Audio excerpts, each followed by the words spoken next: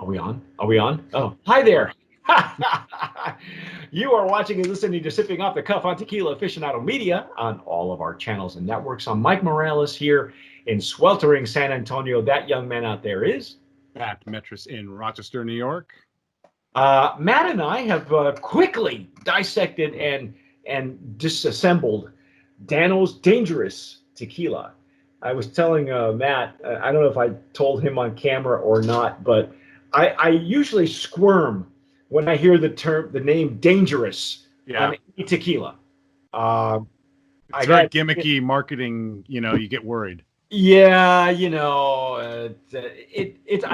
get it that it's a lifestyle because what happens is Dano's apparently Mr. Dano, I don't know who he is a surfer, and it's not uncommon that these guys are surfers and off-road racers and snowboarders.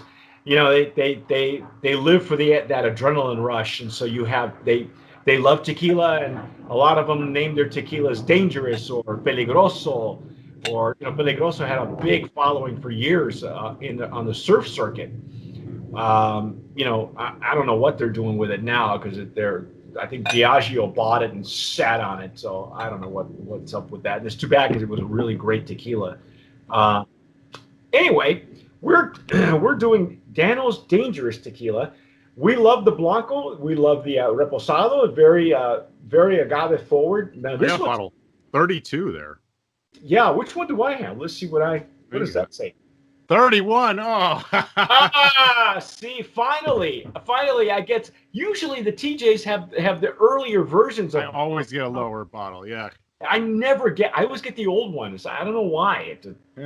Right. I'm never at the. It's always somebody else's.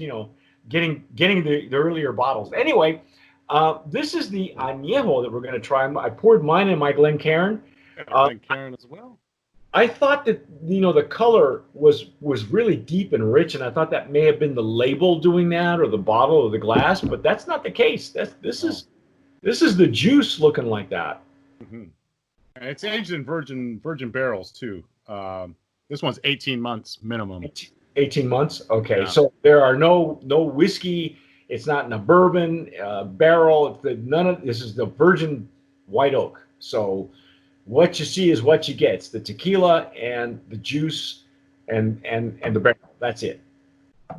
Nice legs and tiers, very uniform all the way through, from the Blanco to the Repo. Just really nice. Just it sheets very beautifully. And I like the color of the Blanco, but for some reason the Repo and the Anejo have been deeper than maybe what I'm used to seeing, and a bit. I don't want to say murky, but it's not. Even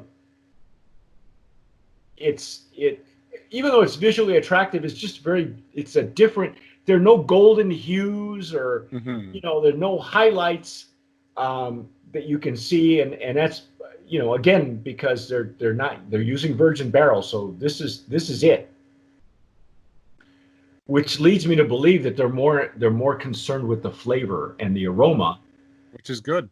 Yeah, well, yeah, because the Blanco is spectacular. That the aroma on the Blanco was single faceted, but once you take it in, it was this explosion of flavor.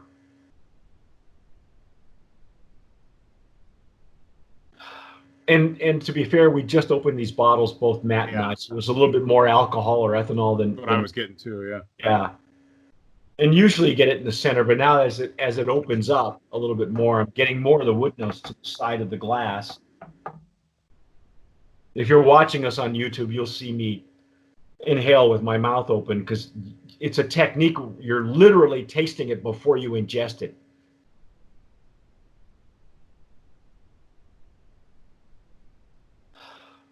It's still agave forward, though, Matt. Mm-hmm. It is. It shines through. There's definitely more oak in this than the Reposado, which would be expected. Yeah, of course. It's a bit sweeter on the nose too, and that's from the wood, I think. Yeah, I got a lot when we tasted the Reposado. I got some like caramel notes and desserty type notes from the barrel, and I'm curious to see how that carries over into this. Yeah, this has got a much sweeter nose than even the Reposado. With the Reposado, I could still get the agave notes, and this one is much more barrel notes that I'm getting. Mm. Which, when you think about it, it makes total sense.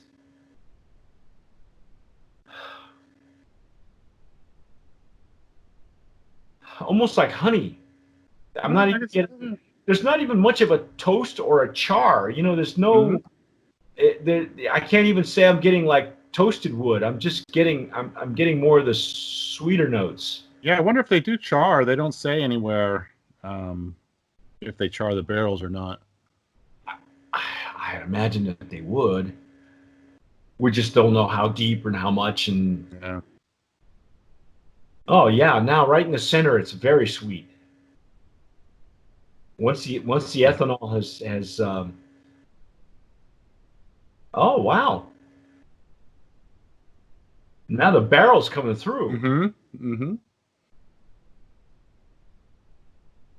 Well, let's give it a shot. Let's see what we got here.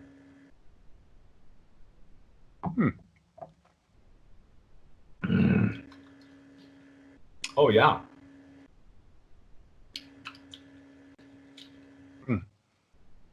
I don't get much agave at all, but the wood notes are very forward. Yes. And there is a sweetness. It's almost like a butterscotch sweetness. Well, all the sweetness that you're getting, whether it's in the nose or the flavor, is all the barrel. Mm. I would have to say that they must at least toast it a little bit, you know, Yeah. just to release some of the oils that you're getting. Mm. I mean, if you let it open up a little bit more, there are some agave notes that you're getting, some of that baked agave. Mm-hmm. It's faint. I mean, the wood is definitely the star of the show on this one. Mm. Wow. That's nice. It is nice. That is nice. I think it would even stand up with a cigar. You'd probably have to use something with, you know, a little milder, like something with a Connecticut wrapper, maybe. I don't know. Do you smoke cigars? I'm not a cigar smoker, so I can't comment on that part. Okay. Well, I'm telling you, in case you would pick it up, something mild. You know, you wouldn't want something too robust. Yeah. There's nothing wrong with this Anejo. Yeah. I mean, what's the pricing on this? Because I said they're in the high pricing area there. Yeah, but they don't escalate as much. So the Blanco started out at 48 and the Repo at 53, and the Añejo's at 58 on their website. So for an Añejo, 58 is not terrible. It's interesting that they're all kind of grouped in together. Yeah, it's like a nice distancing their pricing. Yeah, there's only $5, and I don't know. It's 6 feet here. I don't know if they use 6 feet down in Texas. Yeah, 6 feet or $5. You know. Yeah, I'm really liking it now that it opens up. I'm getting more fruit. I'm getting like a pear or an apple. It's right in the center of the glass. Yeah, I can totally see that. And this is made in the traditional method, brick oven. Tahona wheel milled, double distilled in copper pots. Yeah, this is a distillery 1507, and it's Casa Reyes. They call themselves De Reyes. I think I may have told the story already. Years ago, there used to be an almond flavored tequila called De Reyes from that distillery, made with a reposado, probably some of the finest almond flavored tequila you ever get. It came in a brown medicine bottle, you know, very similar to the kind of bottle that a muchote would come from. And then they disappeared off the face of the earth. You couldn't find it anymore. Nobody makes it. I wish they did. If this indeed is the same distillery, and I can't be sure because I have all of my historical bottles are in storage in New Mexico. But if this is the same distillery, now you said, Matt, on the collar, they're saying this is the second oldest distillery in tequila. Yeah, there's a little neck tag. It says 4th generation. I don't know if that's in focus or not, but second oldest distillery in the world. So, well, second oldest tequila distillery in the world. So I'm thinking that this is the same family. I think the people that came after them, their offspring, just brought back the style. And you said how many brands did you say came out Just of a this? handful, I think 4 or 5. So they're not a big maquiladora, so that's good No. too. Yeah. So Dano's did a good job in sourcing where they're getting. I gotta say, Brand of Promise nominee in that Absolutely. Absolutely. You got yeah. homemade Brand of Promise sign. Yeah, And I don't know, it might be the power of suggestion now, but I'm almost getting a little bit of almond on the finish. Just in the residual aftertaste, it's almost like an almond extract, like you would use in baking. But could be psychosomatic too. Could be, yeah. I mean, I have to say that particular the Reyes almond flavored tequila. For those of you who are old enough and have been around long enough, might remember that tequila. It was spectacular, and then it just fell off the face of the earth. You couldn't find it anywhere. At that time, flavored tequilas were not. It was not a thing, not like it is now. Not, in fact, Dano's has one that we're going to taste here shortly. It's a jalapeno pineapple infused.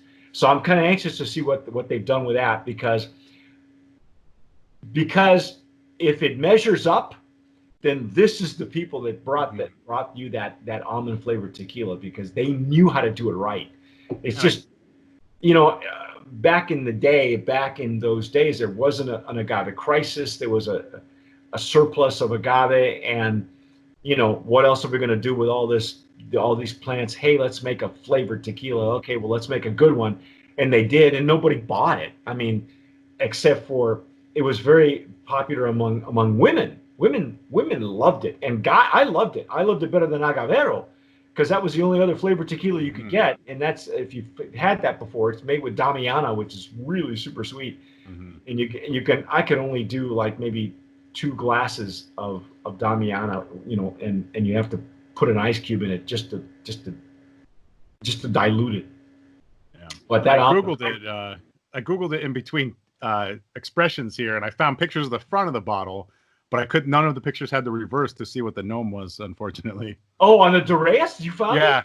Yeah. It's that ugly brown bottle, right? Yeah. It's a medicine bottle, and it was a silk screened, like an old German or old English script. It said Duras. Yeah, if anybody out there watching this can find, I could tell you what it is if I had my bottles here, but I don't. I don't have them here in Texas.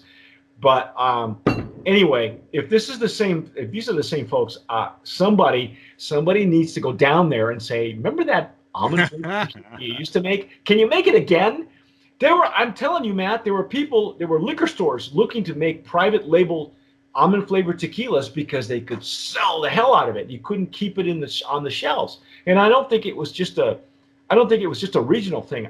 I really do believe that there was this underground, this subculture that just went bananas over this flavored tequilas, and it just never caught on for some reason. I don't know, but anyway, Brand of Promise nominee on Dano's. I'm really impressed with how they did it. They really brought it to the show here. Dano's is a surfer, or was a surfer, and there's nothing dangerous about it, folks. This is actually a very elegant sipper. I'm very impressed. It's one of those where now it's just opening up nicely. It's just very pleasant in the Glencairn.